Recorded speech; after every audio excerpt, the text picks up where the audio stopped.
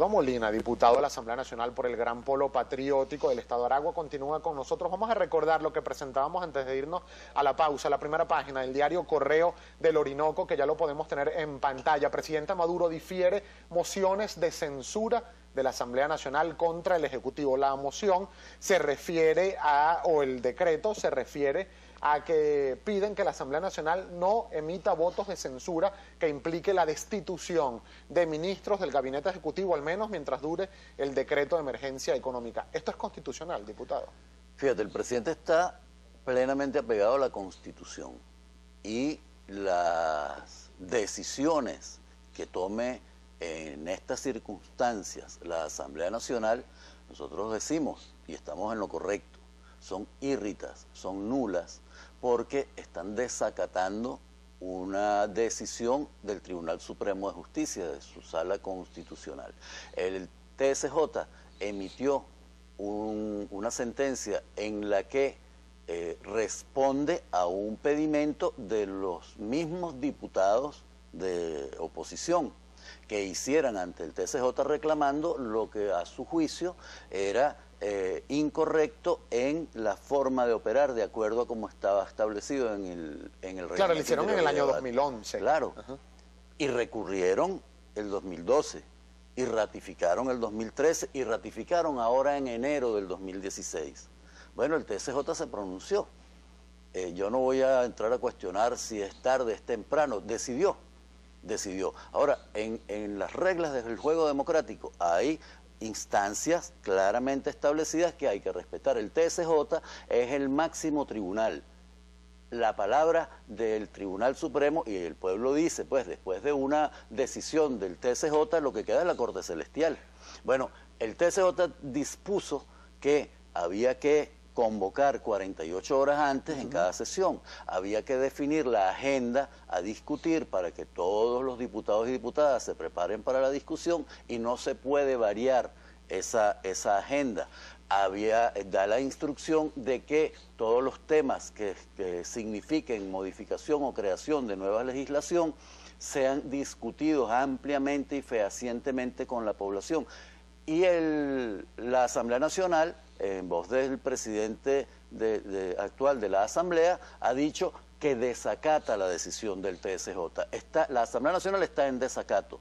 Por lo tanto, ese espacio, en lugar de convertirse en un espacio para legislar, para coadyuvar a la gestión del Estado, ahora se convierte en un foro político de discusión, pero las decisiones que se tomen allí no son comprometedoras porque no están en desacato. Diputado, mi pregunta viene para entender quizás este contexto que se presenta, porque vamos a chequear, muchachos, por favor, si me lo permiten, la primera página del diario Panorama también, porque este tema ha tenido ya como varias aristas para analizar. En la primera página del diario Panorama, en el cintillo inferior del diario Panorama, tenemos uno de los titulares que dice que la Asamblea Nacional insiste en censurar al ministro Rodolfo Marco Torres. Esto fue aprobado por mayoría calificada de los miembros de la Asamblea Nacional, el voto de censura. La Constitución Nacional, diputado,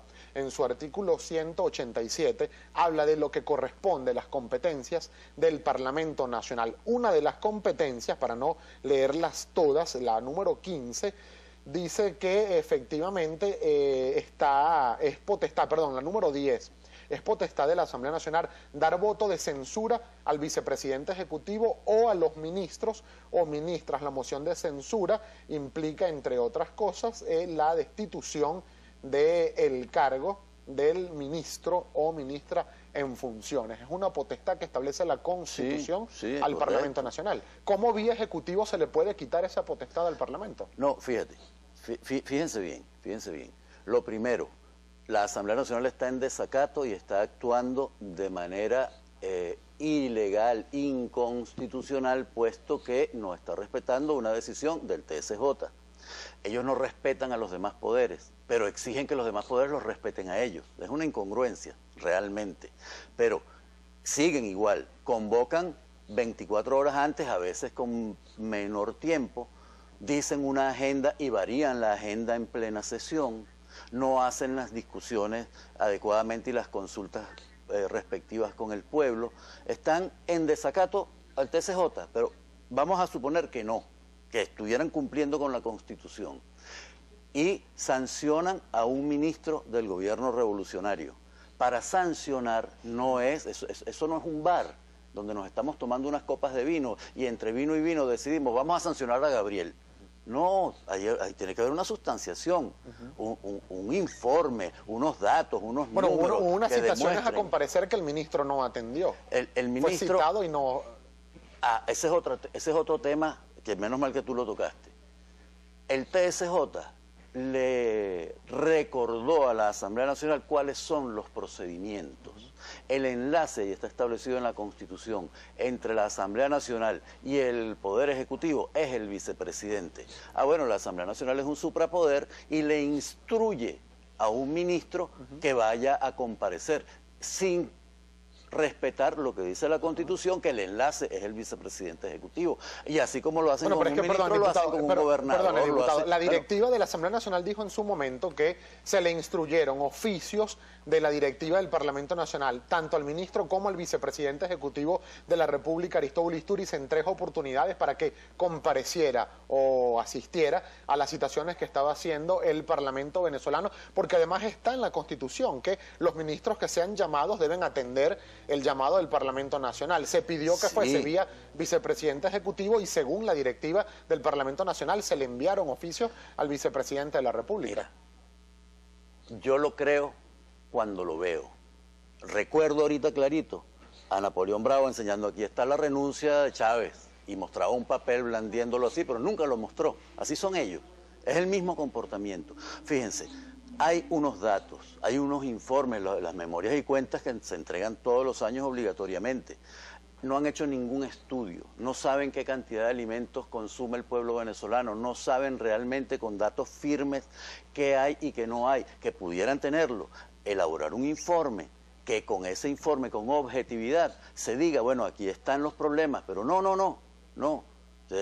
Marco Torres es un corrupto, Marco Torres es un irresponsable, Marco Torres es un ineficiente, hay que destituirlo, sin pruebas, sin fehaciente. Mira, nosotros tenemos una batalla por la ética, por el respeto, por el debate de altura en la Asamblea Nacional. No hay discurso de ningún diputado o diputada de la oposición que no comience diciendo que los diputados de la bancada de la Revolución, del Bloque de la Patria, o los ministros y ministras revolucionarios son ladrones, corruptos, narcotraficantes, cónchale, vale. Hay que ponerle seriedad al tema, porque eso los descalifica. Diputado Molina, en aras de ese acuerdo y ese entendimiento y debate de altura, ¿cómo queda, por ejemplo, también el respeto a la Constitución? Para precisar con este tema, ¿tiene o no tiene potestad constitucional el Parlamento Nacional para aprobar un voto de censura que implique la destitución de un ministro del Gabinete Ejecutivo? Sí lo tiene si estuviera actuando en el marco constitucional, pero no está actuando en el marco constitucional. La sesión en la que se realizó se tomó esa decisión por mayoría de la oposición contrarrevolucionaria, es una sesión irrita, porque no se convocó 48 horas antes y porque variaron el contenido de la agenda de discusión del día. Es irrita. Están incumpliendo con una instrucción, además que fue solicitada por ellos mismos al TSJ. ¿Ustedes consideran desde la bancada del Gran Polo Patriótico, diputado Molina, que a partir de ese momento todo acto legislativo o instrumento legal o acuerdo o decisión que emane de las sesiones ordinarias del Parlamento Nacional son inaplicables por cuanto, según la interpretación que estarían haciendo ustedes, están desconociendo una sentencia del Tribunal Supremo de Justicia? Claro. Fíjate, si ellos tienen que hacer la convocatoria 48 horas antes y la hacen 24 horas o menos antes, si hay el reglamento, la decisión del TSJ solicitada por ellos mismos dice que la agenda no se puede variar y ellos la varían, están incumpliendo. Y es una decisión, todas las decisiones que se tomen allí son irritas. Por eso nosotros decimos que es un foro de discusión en el que están haciendo perder tiempo a nuestro pueblo. ¿Ustedes piden disolver el Parlamento Nacional, diputado? No. Lo que pedimos es que hagan su trabajo en el marco de la Constitución. El pueblo está esperando que la Asamblea Nacional apoye a un proyecto nacional para salir de las dificultades económicas duras que tenemos a las que hemos estado sometidos. Y desde el 5 de enero no han hecho absolutamente nada, sino perder el tiempo y obstaculizar o pretender obstaculizar el trabajo del gobierno revolucionario. El pueblo sabe. ¿Hay sabotaje desde el Ejecutivo y desde el Tribunal Supremo de Justicia al normal desenvolvimiento del Poder Legislativo venezolano? No, en absoluto, es que su comportamiento no es normal. Su comportamiento ha sido completamente anormal, violatorio de la Constitución, irrespetando los demás poderes, esclavizando a las personas que encabezan los demás poderes, y de esa manera no podemos avanzar. Para poder discutir, para poder avanzar en conjunto, tenemos que tener un mínimo de respeto de parte. La iniciativa legislativa es una violación flagrante del artículo 204, numeral 5, constitucional, porque esta iniciativa legislativa le corresponde de pleno derecho y de manera exclusiva y excluyente a la Contraloría General de la República, porque se trata de la modificación o la reforma de una ley o de la ley que rige el control fiscal a través de este máximo órgano. Sobre eso ya se ha hecho del conocimiento público la sentencia número 241, Emilio. 341 emanada del Tribunal Supremo de Justicia, Sala Constitucional, referida a la iniciativa legislativa para la pretendida reforma de la Ley Orgánica del Tribunal Supremo de Justicia. O sea, estamos en una acción o en una omisión de carácter constitucional repetitiva en el tiempo. El fin, de acuerdo al análisis que hemos hecho nosotros a la ley que nos ocupa, es empoderarse de alguna manera del control fiscal con visiones y basamentos exclusivos de carácter político. Y como lo dije en una oportunidad, de perdón o amnistía camuflada, amnistía sombreada dentro de esa ley, de ese proyecto de reforma. El otro aspecto violatorio de manera flagrante de la Constitución de la República Bolivariana de Venezuela se refiere a la necesidad de la mayoría calificada para aprobar reformas o modificaciones de leyes orgánicas. El artículo 103 constitucional establece los parámetros, establece las directrices, establece el procedimiento para la sanción de leyes orgánicas. Y la misma suerte o tratamiento lo tiene, de acuerdo a ese artículo 203 constitucional, lo tiene o se requiere para la reforma o modificación de leyes orgánicas. Y es sabido, es un público, notorio y comunicacional que la Asamblea Nacional actual no tiene las 2/3 partes, carece de la mayoría calificada para aprobar este proyecto de ley orgánica. No es un invento, está en la Constitución, está en el artículo 203 de la Constitución. Esa mayoría calificada debe estar compuesta por las 2/3 partes de los diputados y diputadas a la Asamblea Nacional, de acuerdo al artículo 186 constitucional. Los integrantes que se requieren para ese 2/3 son los diputados y diputadas en la sesión plenaria. Otro punto que tenemos es lo relativo a la parte internacional, de una manera, no sé, rápida, quizá falta de asesoría de algún tipo, o quizás por pretensiones de cualquier otro tipo de carácter político.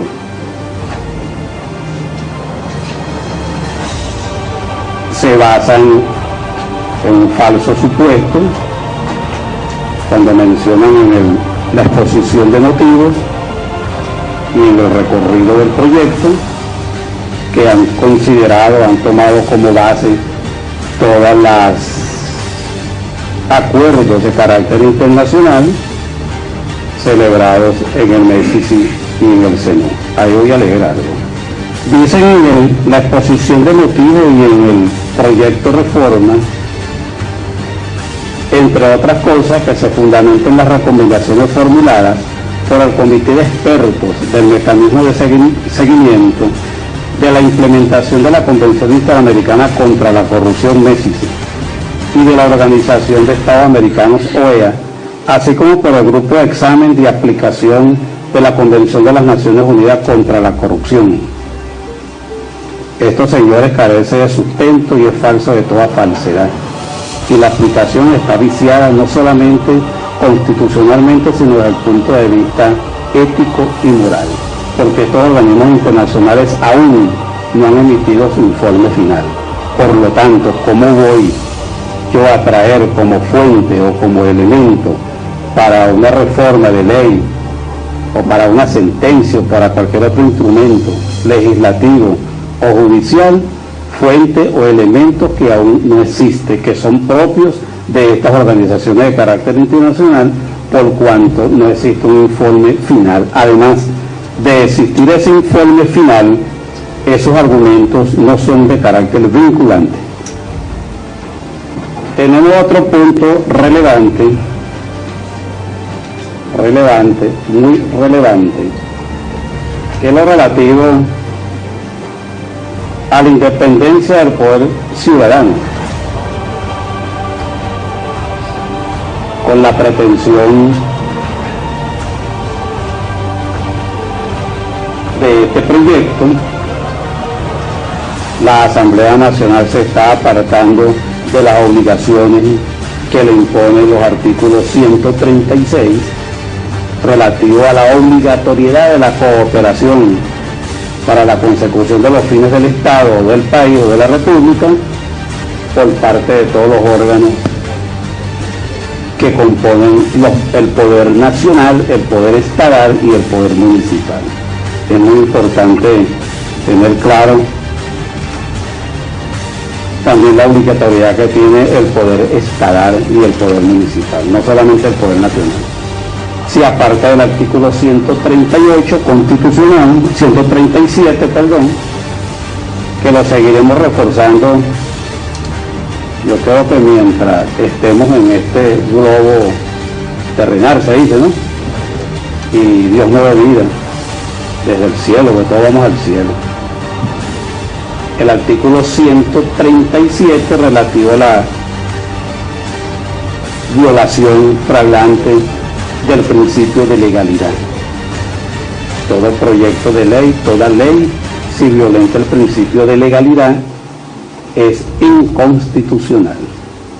La Contraloría General de la República, el Poder Ciudadano, por órgano del Consejo General Republicano, está dispuesta o estamos dispuestos a solicitar o a apoyar al Poder Ejecutivo en el caso del derecho que le da el 214 constitucional respecto a la solicitud de la inconstitucionalidad de este proyecto de ley ante la Sala Constitucional del Tribunal Supremo de Justicia.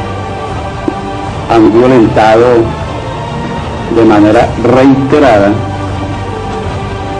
el artículo 138 relativo a la usurpación por parte de autoridades, y la usurpación hace el acto legislativo o hace el acto administrativo o hace el acto jurisdiccional nulo de nulidad absoluta. Porque nosotros consideramos que se ha materializado a lo largo de las actuaciones en los últimos meses por parte del Poder Legislativo, por órgano de la Asamblea Nacional, este artículo 138, porque es repetitivo, señores. En todas las sentencias que se han recurrido de nulidad ante la Sala Constitucional del Tribunal Supremo de Justicia, se evidencia que es reiterativa la violación de este artículo 138.